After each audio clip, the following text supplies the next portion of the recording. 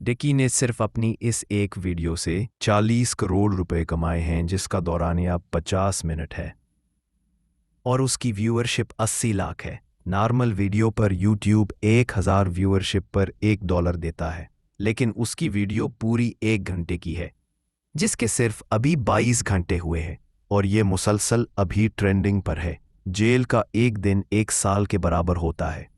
वहां पर टाइम गुजरता ही नहीं बल्कि टाइम थम जाता है, और खासकर जब आपने जिंदगी में पहली दफा जेल देखी हो और दुनिया से आपका ताल्लुक मुनक़ता हो जाए। बड़ी कामयाबियों की बड़ी कुर्बानियां होती हैं।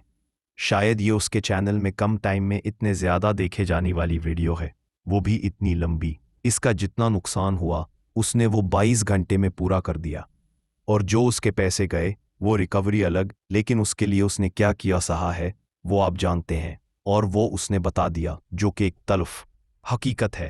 थप्पड़ें, गालियां, फैमिली की टेंशन, डिप्रेशन और पता नहीं क्या कुछ, जो कि शायद ये अपनी सारी जिंदगी ना भूल पाए।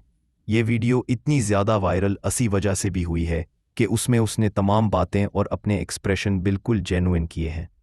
किसी भी किस्म का ड्रामा क्रिएट नहीं किया, ओरिजिनल कंटेंट है लोगों के मुताबिक।